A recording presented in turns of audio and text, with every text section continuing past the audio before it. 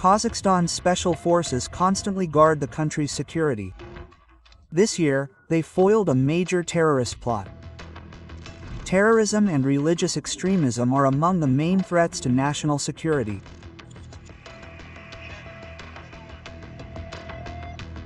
After taking the oath, they agreed to commit a Russian attack. Does true faith require killing? Why choose suicide bombing? Who is the puppeteer? The first need, yes, is security. Security is not a commodity that can be purchased once and for all. It is a fragile state that requires constant work and responsibility.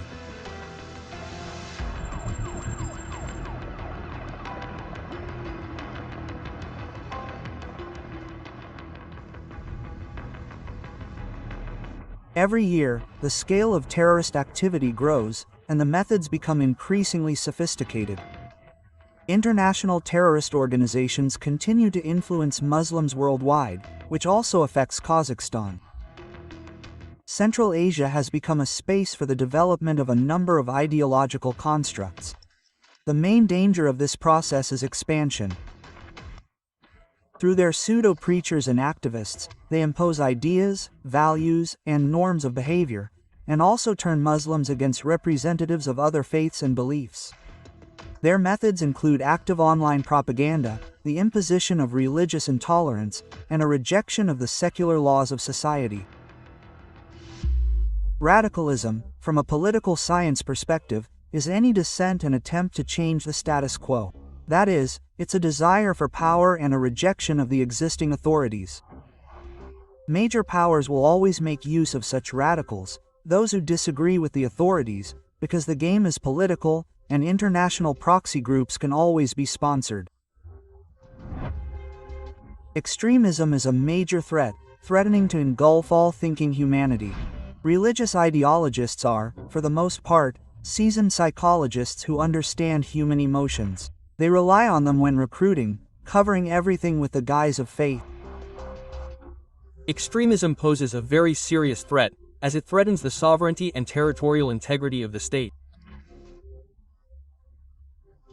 By exploiting religious motives in society, it incites religious enmity and hatred, goes against tolerance, and leads to the disintegration of society. Preachers exploit this door, the door of religious propaganda, for their own personal gain.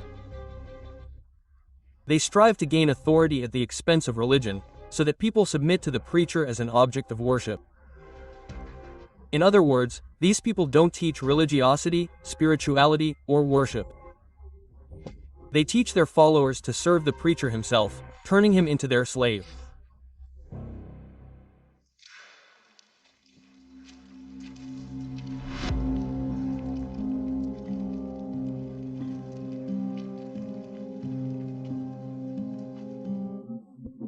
At the beginning of 2020, I began exploring destructive religious readings through social media.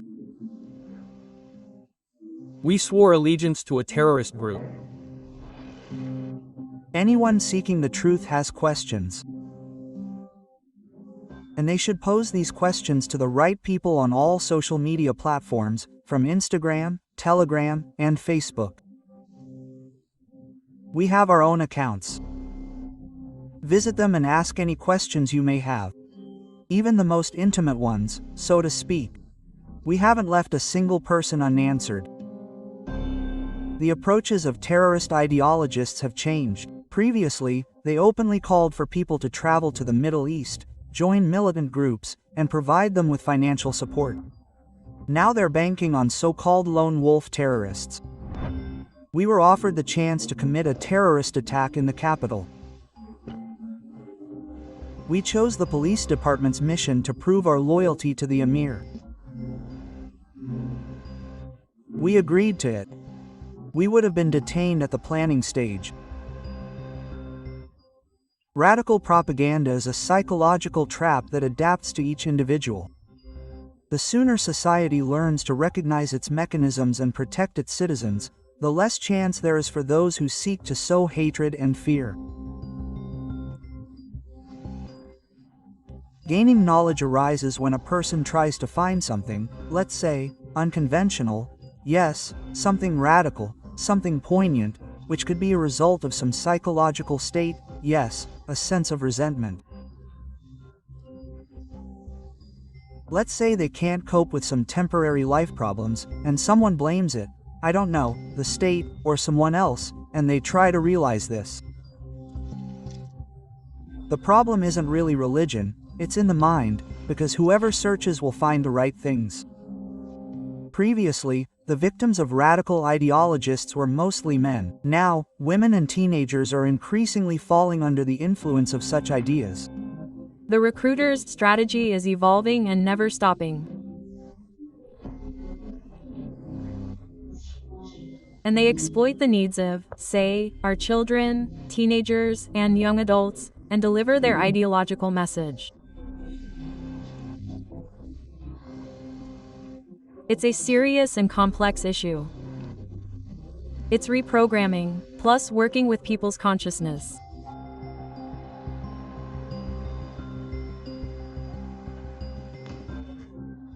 So, after visiting Syria, everything I saw there made me realize that they were simply using us. Those same people who give lectures, it's all propaganda.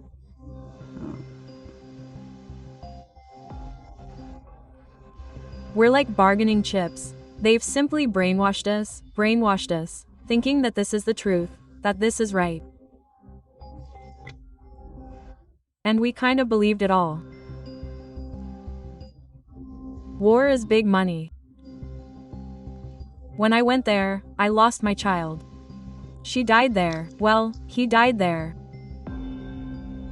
What I realized is that it's simply a scam.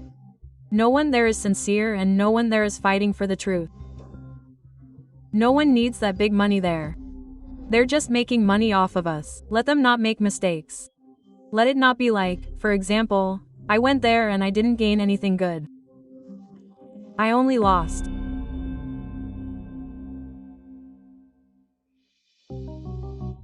Modern teenagers spend a significant part of their lives online. That's where they fall for recruiters' tricks. Having chosen a victim, experienced manipulators very quickly find an approach. Young people, especially teenagers, are the most vulnerable segment of the population, most susceptible to being targeted, especially through the internet and social media. Why is it considered that our youth, including teenagers, are at risk? Because the psychological characteristics of this age group are athletic. Teenagers, young people, tend to display personality traits such as emotional excitability, youthful maximalism, and a desire for independence and self-reliance. I was on TikTok, just browsing. I was interested at the time. I thought I'd find something new. I stumbled across various videos. There was a link to a radical Telegram channel. I joined, and as soon as I joined, I started getting praise. I thought it was the right thing to do, because I was getting praised. I created my own channel, and they started brainwashing me, sending me videos, telling me to recruit new people for extremist groups. Well, mainly the Islamic State terrorist organization. They kill people on camera. I realized that everything I was doing was wrong. Al-Jas was lucky. His illegal actions were caught early. This saved many lives. The teenager himself received the right to reform and a clean future. It's important to understand that preventing radicalization isn't about fighting believers, but rather protecting society from the distorted interpretation of religion and the abuse of faith.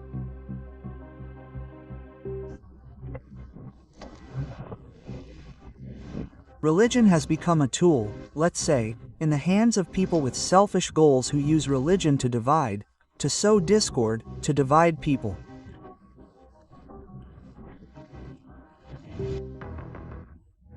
As part of its counter-terrorism efforts, the National Security Committee, in cooperation with other relevant organizations and agencies, constantly monitors current threats and implements countermeasures. For example, this year, an assassination attempt by a group of 5 foreigners was thwarted in Almaty. Their leader admitted during interrogation that he had arrived in Kazakhstan from a Middle Eastern country specifically to commit jihad. The group was searching for weapons and preparing for the arrival of foreign radicals in Kazakhstan. They held secret meetings where they discussed attacks on civilians and the taking and killing of hostages.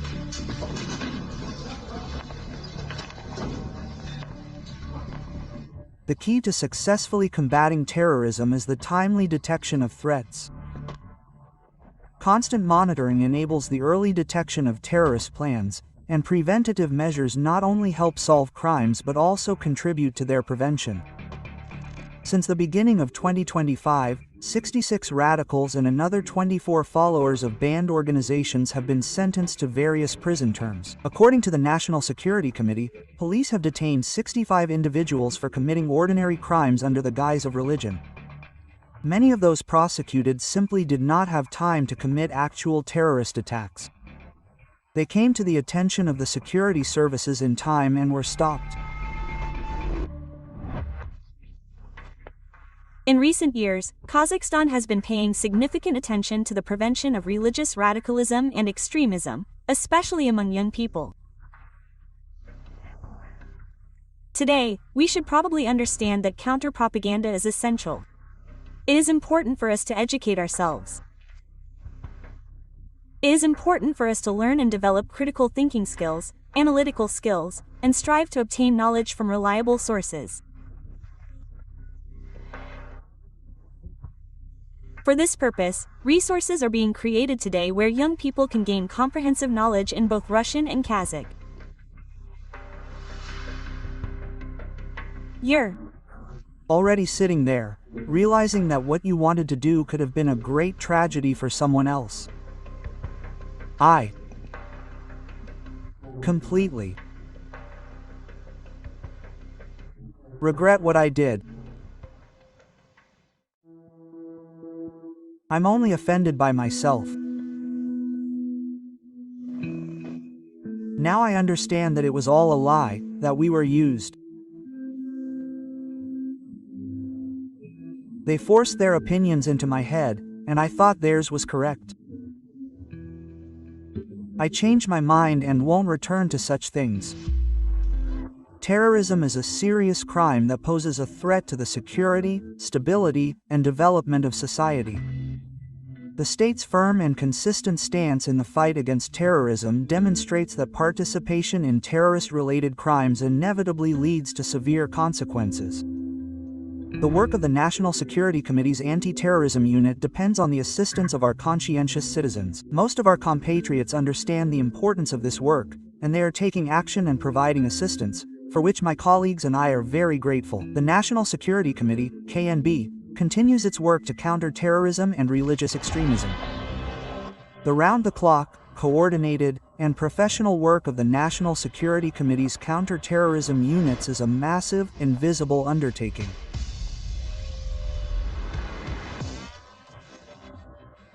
Its results are often not made public, but thanks to it, threats are prevented and lives are saved every day.